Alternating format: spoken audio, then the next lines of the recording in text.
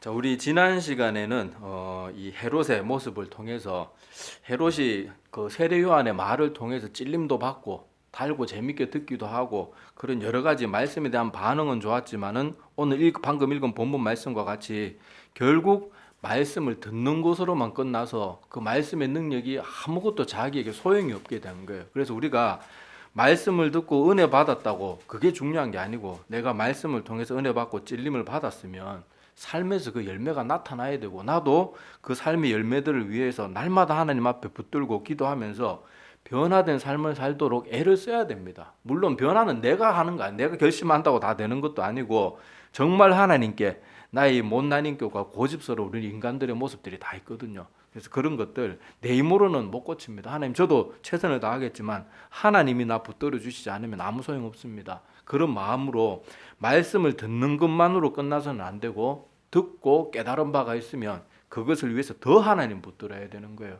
많은 사람, 제가 지난주에도 말씀드렸지만은 많은 사람들이 그 유튜브나 이런 데서 설교 맨날 틀어놓고 자기는 믿음 좋다고 착각하는 사람들이 많은데 그건 아무리 뭐 말씀 듣고 눈물 흘리고 그랬다고 그게 믿음이 좋은 게 아니에요. 그 말씀을 듣고 내 삶에 어떤 열매가 맺어졌느냐 그걸로 알 수 있는 거예요. 그래서 예수님도 이 땅에 계실 때 열매로 알리라 그렇게 우리에게 가르쳐 주신 겁니다.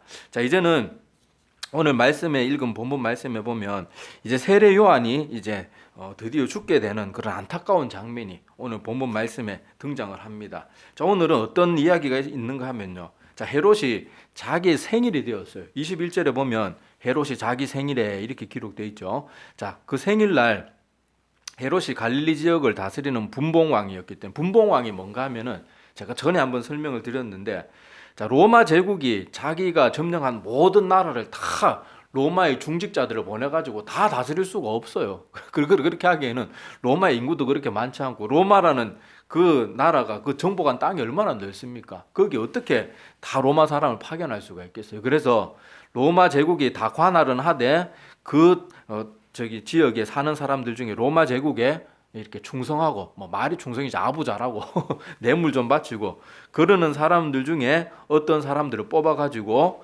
그 지역을 관할할 수 있는 그런 권한을 맡겨 놓은 거예요. 그게 분봉왕입니다. 분봉왕.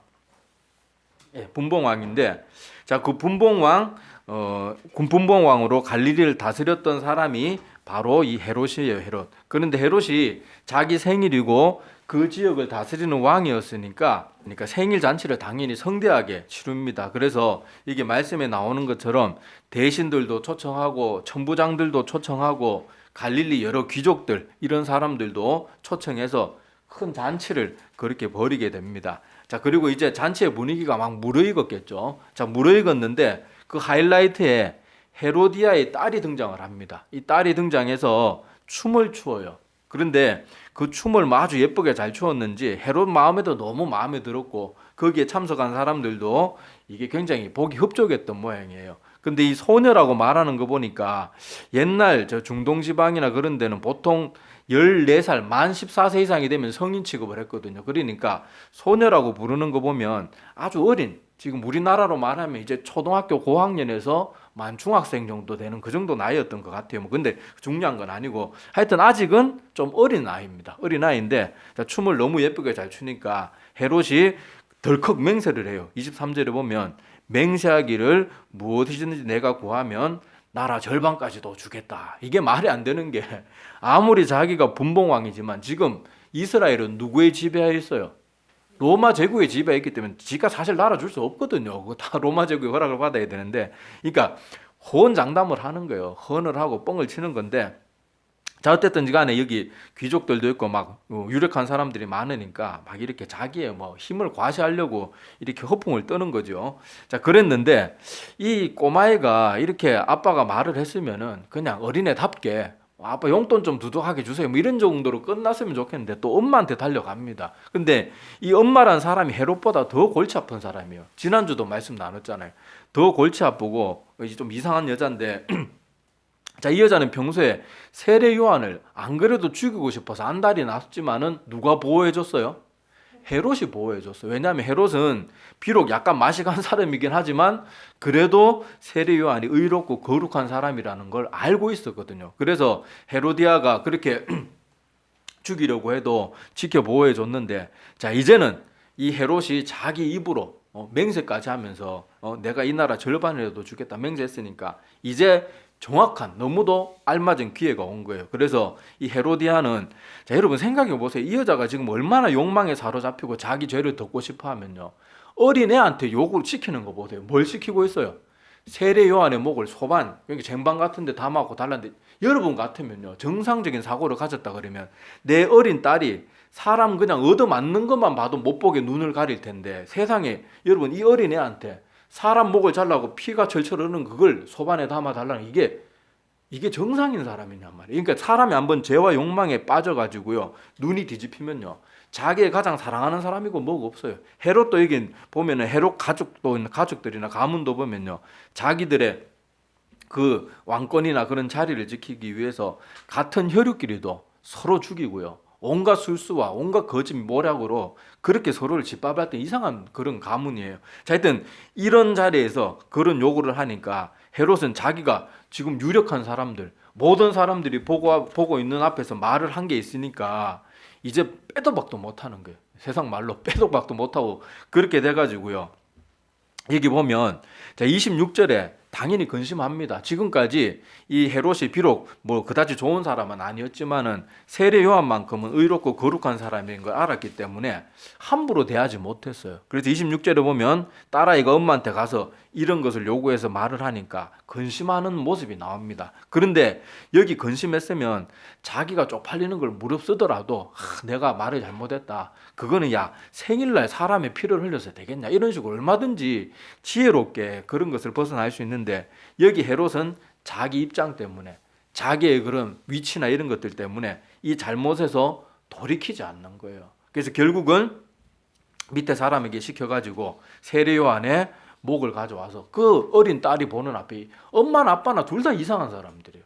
그걸 또 애가, 그죠? 자 이걸 28절을 보세요. 그 머리를 소반에 얹어다가 소녀에게 주니, 아니 병사들도 이걸 소녀에게 왜 줘요? 헤롯한테 바로 갖다 주든지 그래야 되는데, 그걸 또 소녀는 이거 엄마한테 갖다 주고 하여튼 이상한 집안이에요. 그래서 결국 요한은 이렇게 우리가 인간적으로 보기에는 허무하게 그 인생의 끝을 마감하게 됩니다. 자 그래서 오늘 이 짧은 이야기 속에 자 헤롯이 왜 이런 실수를 저지르게 되는지 그것에 대해서 보고, 또 세례 요한은 인간적으로 보기에는 허무하게 간 것 같지만은 예수님이 그걸 어떻게 평가했는지, 자 이런 내용들을 통해서 오늘 교훈을 나눠보도록 하겠습니다. 자 먼저 헤롯이 자기도 스스로 의로운 사람이라고 인정한 세례 요한을 죽이게 되는 첫 번째 실수가 뭔가 하면요, 섣부른 말이에요. 말을 입을 함부로 놀려가지고 결국 이 일을 이 지경까지 오게 만든 거예요. 차라리 맹세는 이런 말 안 하고, 아이고 딸아 네가 소원 뭐든지 들어줄게, 요 정도까지만 했어도 야야 그거는 좀 아니다, 이 생일날 보는 사람도 많은데 그런 흉측한 일을 왜 하겠냐 이럴 수 있는데, 맹세를 해버리니까, 지금 더구나 사람들 앞에서 맹세를 해버리니까 이걸 그렇게 돌이키지를 못하는 겁니다. 자 그래서 여기서도 우리가 봐야 될 것이 뭔가 하면요, 호언장담하는 걸 아주 조심해야 돼요. 베드로도 어땠습니까? 예수님 잡히기 전날 밤에 주님 여기 있는 다른 사람들이 다 주님 배반해도 저는 절대로 주님 배반하지 않습니다. 그래놓고는 가장 예수님을 마음 아프게 3번이나, 그것도 예수님이 지켜보는, 멀리서 보고 계셨잖아요. 보는 앞에서 3번이나 부인하고 마지막엔 저주하고 그렇게까지 하면서 주님을 배반했던 모습을 보여줍니다. 그래서 여기서도 보면 이 호언장담, 1분 1초 앞을 모르는 인간이 호언장담하는 것만큼 어리석고 교만한 모습이 없어요. 자, 또 말에 실수해가지고 큰 아픔을 겪었던 사람 하면 딱 떠오르는 사람이 누가 있는가 하면 입다가 있습니다. 입다. 사사입다도 뭐라 그랬어요? 전쟁에 나가면서 하나님께서 도와주시면 우리가 이길 수 있습니다. 갈렙처럼 그래 믿음의 말을 하고 나갔으면 좋았을 텐데 뭐라 그래요? 내가 전쟁에서 이기고 돌아오는 길에 나를 제일 먼저 환영하는 사람은 그 사람을 번제로 바치. 아니 그런 말을 왜 하냐고요, 그런 말을. 그리고 사람을 왜 번제로, 가장 반기는 첫 번째 그런 말을 왜 겁도 없이 그렇게 하냔 말이에요. 그래 결국 누가 제일 먼저 달려 나옵니까? 무난 농녀 딸, 눈에 넣어도 아프지 않은 딸이 나오잖아요. 근데 요 하나님 앞에서 지가 맹세한 거니까 결국 그 보면 참 안타까운, 그런 참 생각하기도 싫은 그런 모습들을 보게 되는데, 여러분 말이 얼마나 위험하고 하나님 앞에서 우리가 미래에 대해서 특히 함부로 호언장담하고, 특히 하나님 너무너무 싫어하는 거, 호언장담하는 거와 다른 사람에 대해서 내가 모든 거 다 아는 것처럼 판단하는 거, 이건 정말 하나님 앞에서 함부로 하면 안 돼요. 이건 하나님이 너무너무 싫어하는 모습이고, 야고보서나 이런 다른 성경에도 보면 도대체 네가 무엇이 관대 다른 사람을 이렇게 저렇게 하나님의 자리에 앉아서 판단을 하느냐, 그렇게 경고하고 있는 것처럼, 자, 오늘 헤롯의 모습을 통해서 한번 눈여겨봐야 될 것은요, 이렇게 말을 함부로 하는 것이 얼마나 자기 스스로를 덫에 올가매는지를 잘 머릿속에 기억해 둬야 돼요. 우리도 아마 내 삶을 가만히 이렇게 돌이켜보면 내가 한번 말 잘못해가지고 내 말에 홀킨다, 뭐 그런 느낌, 그런 경험들을 다 몇 번씩은 해봤을 거예요. 이 말 안 했으면은 얼마든지 그게 나한테 불이익이 될 상황이 아닌데, 괜히 호언장담하거나 괜히 무슨 말 해가지고 그 말이 나에게 가시가 되거나 오히려 나에게 더 큰 손해가 되는 그런 일들 아마 경험해 봤을 거예요. 그러니까 말 절대로 함부로 하지 마시고, 말할 때는 항상 생각하고 말하고, 그 말에 대해서는 성경에도 보면요, 하나님은 굉장히 말에 대해서 조심을 시킵니다. 심지어 여호와 하나님이 자기를 소개시킬 때 어떻게 소개해요? 나는 입술의 열매를 창조하는 여호와니라, 그렇게 자기 스스로를 그렇게 소개하시거든요. 자, 우리 실질적인 예를 좀 들어도요. 자, 우리나라 처음에 경부고속도로 깔리기 전에 대부분의 사람들이 다 반대했습니다. 그거 왜 하냐? 그거 해가지고 뭐 할 거냐? 뭐 이런 나라에 뭐 고속도로가 뭐가 필요하냐? 심지어 나라의 강요들까지도 다 반대하고, 그 의료보험 처음에 도입될 때도 누가 하나 찬성했습니까? 다 반대했지만은 그때 반대하고 막 길을 쓰고 말리던 사람들이 몇 년 시간이 지내놓고 보니까 어때요?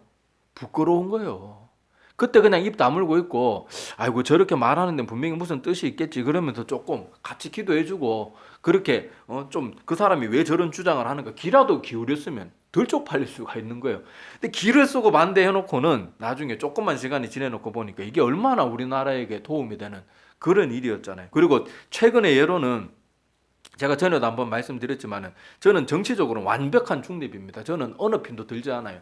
윤석열 그분이 검찰총장이 되었을 때 사람들이 막 전부 다 달라붙어가지고 막 저런 사람을 검찰총장 뽑는다고 난리를 치고 온갖 입에 담지도 못할 욕을 했어요. 그런데 딱 검찰총장이 돼서 몇 달도 되지 않아가지고 금세 사람들 말이 바뀌어가지고, 야, 윤석열은 우리 편이다 막 그러고, 그런 것들 보면요, 우리 인간이 호언장담하고 함부로 다른 사람에 대해서 말하는 게요, 얼마나 어리석은 건지를 진짜 뼈에 새겨야 돼. 뼈에.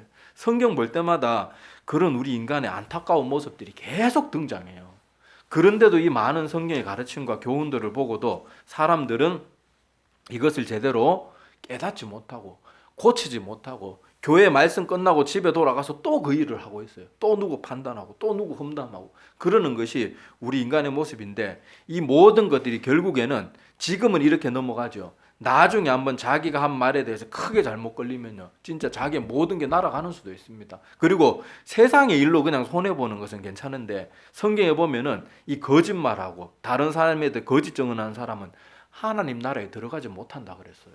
얼마나 두려운 말이에요. 말 한마디에 우리의 목숨이 왔다 갔다 하는 게 아니고요, 우리의 영생이 왔다 갔다 하는 거예요. 그러니까 우리가 이런 것들은 정말로 조심해서 그렇게 볼 줄을 알아야 됩니다. 그래서 경솔한 말이 오늘 헤롯의 모습을 통해서 얼마나 스스로를 덫에 빠뜨리고 큰 파장을 일으키고 그러는지 몰라요. 그리고 자기가 잘못했는 걸 알면 아까도 말했다시피 약간은 사람들 앞에 무안을 당해도 돌이켰어야 돼요. 아, 딸아, 그건 안 된다. 그건 안 돼. 야, 이거 오늘같이 좋은 날 그건 안 돼. 이거 보는 사람도 많은데 그건 안 되는 거야. 자기의 명예나 맹세한 걸 포기하는 한이 있더라도 정말 잘못된 건 돌이켜야 되는데 그 기회조차도 잃어버립니다. 잃어버려요. 자, 사람들이 어떤 사람에 대해서 잘 알지도 못하면서 그저 내 마음에 좀 들지 않는다는 이유로 막 험담을 하는 경우가 있어요. 자, 그런데 그 험담을 하고 어떤 사람이 그 사람에 대해서 정말로 그래 안 좋은 사람인가 보다 그러고는 있는데, 같이 막상 가까이 지내보니까 그 사람이 한 말과 틀리게 그렇게 나쁜 사람이 아닌 것 같아요. 그래서 이 사람이 와서 얘기를 합니다. 야, 네가 저 사람 막 이상한 사람이라 그랬는데 내가 저 사람하고 같은 직장이라 가지고 같이 일해보니까 야, 사람 좋더라. 야, 네가 말한 거 틀린 것 같아. 그렇게 말하면 어떻게 해야 돼요? 아이고, 내가 말 실수했는가 보다. 아, 요놈의 입이 방정이다. 그러면서 조금 쪽팔리더라도 돌이키면요, 나도 그 죄에서 돌이킬 수 있고, 그 말해준 사람도 아, 이 사람은 자기의 잘못을 인정할 줄 아는구나. 그래서 서로가 신뢰가 쌓이고 서로 그런 안 좋았던 것들이 다 해결되어질 수가 있어요. 근데 보통 사람들은요, 거의 90% 이상의 사람들이 자기 잘못 인정 안 합니다. 네가 아직 몰라서 그래, 조금 더 지내봐. 그러면서 그때부터는요, 이제 있는 것만 말하는 게 아니고요, 자기의 주장을 관철시키기 위해서 없는 말을 막 살을 붙이고 심지어 거짓말도 덧보탭니다. 그래가지고는 결국은요, 이 사람도 더 미워지고 그 중간에서 이 사람 나쁜 사람 아닌 것 같아 말해줬던 자기하고 친했던 그 사람까지도 같이 욕을 하기 시작하는 거예요. 그래서 결국 이런 사람은요, 교회에서 거치는 사람이 되는 거예요. 말 한마디 때문에. 이런 일들은요, 전에 제가 사역하면서 정말 많이 봤어요. 어떤 경우에는 정말 내가 그 사람이 거짓말 하는지 안 하는지 모르는 경우도 많지만은요, 어떤 경우에는 제가 모든 걸 다 알고 있는 경우가 있어요. 근데 내 앞에 와서 뻔하게 거짓말하는 그런 것들 제가 본 적이 있거든요. 그러니까 사람들이 자기가 잘못한 거, 내가 잘못했다, 내 이러면 안 된다, 한마디만 하면 되는데 그걸 인정하기 싫으니까요, 끝까지 거짓말하고 끝까지 해서는 안 되는 말 보태고 막 살을 붙여가지고 정말 악랄하게 변하는 걸 제가 본 적이 있어요. 그런 소문도 많이 들어봤고. 그러니까 우리가 이 말이 얼마나 두려운 것인지를 오늘 헤롯의 이런 이 경솔한 말을 통해서 한번 눈여겨보고 짚고 넘어갔으면 좋겠습니다. 자, 그리고 두 번째, 헤롯이 여기에 큰 세례 요한을 죽이게 되는 또 두 번째 경솔한 모습이 뭔가 하면요, 이 사람들 눈치를 너무 봐요. 아까도 말했다시피 자기가 잘못한 거 알았으면 사람들이 야, 지금 방금 전에 맹세해놓고 저렇게 또 꽁무니를 내리네 이런 말을 듣더라도 그 사람들의 시선은 잠시 내려놓고 내 딸의 건강을 위해서라도 정신적인, 여러분 어린 딸이 사람이 죽은 걸 더구나 사람 목 치면은 그 생각을 해보세요, 생각을.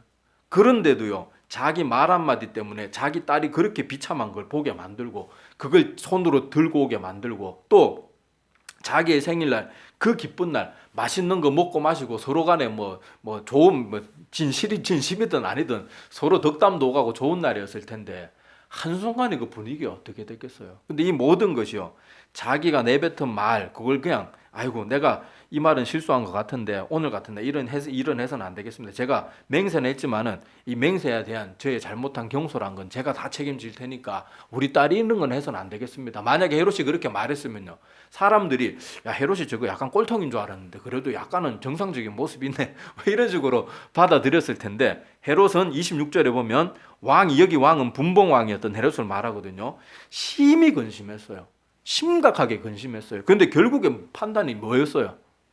사람들 보는 이목 때문에. 여기 분명히 그 결론이 나옵니다. 자, 26절에 보면 왕이 심히 근심하나 자기가 맹세한 것과 그 앉은 자들로 인하여 그를 거절할 수 없는지라. 여기 그는 그 딸의 헤로디아의 그런 사주를 받아가지고 딸이 요청한 그 말도 안 되는 그 잔인한 그 요구를 거절할 수 없었다는 거예요. 자, 여기서도 보면 우리 성경 보면은 자주 등장하는 그런 우리 인간의 실수의 모습이지만 사람들의 이목 때문에 사람들이 잘못된 판단과 잘못된 길을 가는 경우가 굉장히 많습니다. 자, 이게 또 대표적인 예가 누가 있는가 하면요, 사울 왕이 있어요. 우리 일상 속에는 이런 일이 허다하고요, 교회 내에서도요, 정말 하나님을 위해서 일하는 게 아니고 사람 눈치 보면서 일하다가 실수하고 교회에 거치는 자가 되는 그런 사람들 얼마나 많습니까? 자, 뭐 그런 예는 또 들면은 누구 짚어가지고 말한다 이런 얘기라도 했어가지고, 자, 성경에 나오는 예를 들어보면 사울 왕을 보세요. 사울 왕은 처음에는 굉장히 겸손하고 모범적이고요, 그리고 충성된 사람이었어요. 그런데 이 사울이 왕자에 딱 앉기 시작하면서 이제 점점 뭐에 집착하는가 하면 자기 자리 그리고 사람들의 평판 이런 것들에 집착하기 시작해요. 자, 그러다가 여러분 알다시피 골리앗도 단지 그냥 물맷돌 하나로 맨몸으로 나가서 그렇게 대신 잡아주었던 그 충성스러운 다윗이 인기가 좋아지니까 어떻게 됩니까? 막 잡아 죽이려고 그러잖아요. 그리고 그 전에도 어떤 실수들을 저지르는가 하면요, 자기 부하들이 전쟁터나 이런 데 나가서 막 흔들리는 것을 보니까 얘들한테 전리품 안 줬다가는 내가 이거 큰일 나겠다 싶어가지고 하나님은 분명히 모든 것들 하나도 너희들 가지지 말고 진멸하라 그랬는데 보기 좋은 것들을 다 가지고 오는 거예요. 근데 거기 보면 분명히 사울이 뭐라고 말하는가 하면 내가 부하들이 두려워서 그렇게 했다고 자기 입으로 고백을 합니다. 그리고 또 부하들이 전쟁터에 나가서 선지자가 빨리 와가지고 번제를 드려야 되는데 빨리 오지 않고 자꾸 시간이 늦어지니까 어떻게 해요? 절대로 왕은 그런 거에 간섭해서는 안 돼요. 옛날에 그 이스라엘 사회는 여러분 알다시피 왕이 해야 될 일과 또 제사장이나 선지자들이 해야 될 일이 엄격하게 구별되어 있어요. 감히 하나님의 일을 레위족 속이나 하여튼 하나님의 일을 받지 않는 사람이 그걸 하면 절대로 안 돼요. 아무리 왕이라도 소용없어요. 우사 같은 사람 보세요. 딱 그 분양 드리고 막 문둥병 이마에 바라자마자 바로 쫓겨나잖아요. 그런 사회였는데 사울 왕이 결국 어떻게 합니까? 밑에 자기 부하들이 자꾸 막 이렇게 웅성웅성거리고 막 좀 뭐랄까 불안해하는 모습 보이니까 그 하지 말아야 될 번제를 드리는 거예요. 그러자마자 또 사무엘이 도착하고 그때 나온 말이 순종이 제사보다 낫다 뭐 그런 말들이 나오는데, 자 여기서 보면 사울 왕도 결국 누구 때문에 계속 실수를 합니까? 사람들 이목, 사람들 평판 때문에요. 계속 하지 말아야 될 일들을 계속 하는 거예요. 그러고는 결국 사울은 나중에 신접한 여인, 지금으로 말하면 하나님이 기름 부어서 세운 왕이 무당 찾아가는 거예요. 신접한 여인 찾아가고 마지막 또 그날 결국은 어떻게 죽습니까? 전쟁터에 나가서 전쟁에 패하고 자기 스스로 자결하잖아요. 이런 것들을 보면요, 사람의 평판에 휘둘리는 것이 얼마나 나를 덫에 빠지게 하는지 이것도 아울러 봐야 됩니다. 그래서 오늘 헤롯이 이 의롭고 거룩한 세례 요한을 죽이기까지 큰 실수 두 가지가 뭔가 하면 말을 함부로 내뱉은 거, 두 번째는 사람들의 눈치 보면서 하지 말아야 될 일을 한 거. 사람 눈치, 사람의 평판이 좀 낮아져도요, 아니면 안 해야 돼요. 근데 이런 것들을 해서 그 큰 실수들을 저지르게 되는데, 자 반면 세례 요한의 모습을 한번 봅시다. 세례 요한의 모습은 말 그대로 인간적으로 보면 비참하게 끝이 나버리고 맙니다. 그런데 세례 요한은요, 아무 뭐 군인이나 뭐 권력이나 뭐 아무것도 소유한 게 없었어요. 돈도 없었고 그저 이 들판에서 메뚜기와 석청을 먹으면서 그렇게 살면서도 불만 한번 표시한 적이 없고, 자기는 혈혈단신 아무것도 없는 사람임에도 불구하고 그 또라이였던 헤롯에게 잘못한 건 잘못했다고 말했어요. 왜 그랬겠어요? 세례 요한은 사람을 두려워한 게 아니고 하나님을 충성되이 섬길 줄 알았으니까 감히 헤롯한 앞에 가서도 그런 말을 한 거예요. 여러분 알다시피 헤롯은 여러분 자기 왕자를 위해서는 뭐 온갖 하지 말아야 될 일도 다 했던 사람이기 때문에 헤롯한테 뭐 이것저것 그거 아닌 것 같아 이러면 그냥 그 자리에서 목이 날아가는 거예요. 그런데도 세례 요한은 사람보다 하나님을 바라볼 줄 아닌가요? 올바른 일을 할 수 있었던 거예요. 여기 보면 딱 대번에 헤롯과의 모습에 차이가 나잖아요.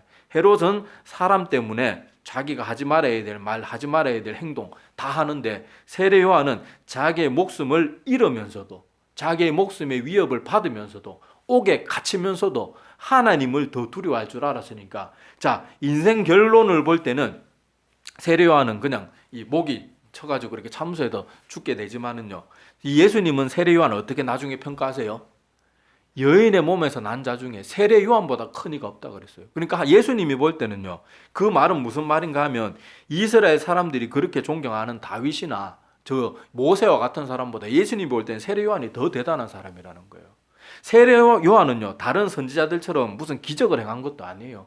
막 뭔가 뭐 엄청난 무슨 신비로운 일을 한 것도 아니에요. 그저 세례 요한이 한 거는 그 요단강이라는 강가에서 회개에 대해서 가르치고 또 회개 진심으로 하는 자에게 세례를 베풀고, 그런 거 어떻게 보면 이 선지자로서의 모습도 세례 요한은 그렇게 대단하지 않았어요.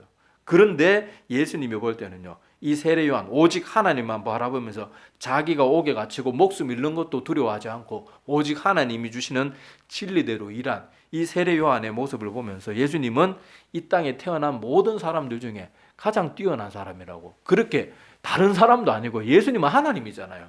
하나님의 이런 평가를 받았으니까 얼마나 영광스러운 모습이에요. 그래서 우리가 이 땅에서 여러분 이렇게 저렇게 살고 뭐 하나님 열심히 섬겼는데 왜 이렇게 맨날 가난하고 이 거짓골이냐, 그런 거 가지고 상관할 거 아니에요. 자, 하나님께서 맡은 자에게 구할 것은 뭐라 그랬어요? 열매, 보상, 대가, 부유함, 물질 이런 거라고 말하지 않았어요. 성경에는 맡은 자에게 구할 것은요, 그 임무를 완수했던 안 했던 이런 게 중요한 게 아니에요. 하나님이 맡은 자에게 우리에게 요구하시는 거 하나는 뭔가 하면 충성이에요. 충성.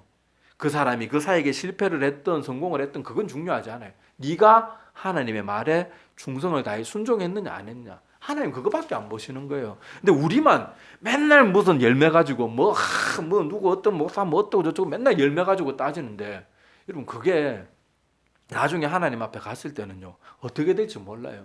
전에도 한번 제가 예화로 말씀드린 적이 있는데, 어떤 작은 교회를 그렇게 열심히 한평생 섬긴 목사님이 자기가 그렇게 한평생 수고했는데 성도들이 그렇게 많지가 않았어요. 그래가지고 날마다 그 모습이 너무 하나님 앞에 부끄러워가지고 날마다 울면서 하나님 앞에, 하나님 제가 열심히 했는데 너무너무 죄송합니다. 날마다 그렇게 마음 아파하면서 그렇게 기도를 했는데 하루는 하나님, 예수님께서 꿈에 나타나신 거예요. 꿈에 나타나가지고 수많은 주의 종들이 그렇게 자기가 그렇게 기른 곡식들을 가지고 주님 앞에 서게 되는 거예요. 그런데 다른 사람들은 보면 자루에다가 막 벽실을 큰 거 넣어가지고 막 낑낑거리면서 와가지고 주님 앞에 탁 풀어놓는데 주님이 그 거들떠 보지도 않는 거예요. 그렇게 그런 일들이 많이 있고 이제 자기 차례가 되었는데 자기는 한 줌도 안 되는 벽실을 갖고 나가니 너무 부끄럽고 정말 막말로 쪽팔려 죽겠는 거예요. 그래가지고 주님 앞에 내밀었는데 주님이 그걸 기쁘게 받으면서 착하고 충성된 종아, 네가 정말로 내가 맡긴 일에 충성을 다했구나. 그렇게 기뻐하시면서 그 벽실을 받으셨다는 거예요. 그러니까 우리가 어떻게 될지 우리가 해야 될 일은 하나님이 맡겨주신 길 충성하면서 나가는 거예요. 열매 가지고 여러분 세례 요한의 모습을 한번 보세요. 인간적으로 보면요 정말 실패한 사역자예요. 헤롯이 누가 이렇게 지금 세례 요한이 가르쳤다고 헤롯이 변화됐습니까? 변화 안 되죠. 오히려 그 말 해준 자기는 찔리면서 받았고 달게 듣기도 하고 그렇게 감동을 받아놓고는 결국 감화를 못 시키고 변화 못 시키고 주님께로 인도 못하고 오히려 자기 목숨만 달아났는데 세상적으로 보면 실패한 사역자잖아요. 근데 하나님 나라에 전혀 안 그렇단 말이에요. 근데 많은 사람들은요 이런 성경의 여러 예들을 보면서 여전히 눈에 보이는 것만 좋습니다.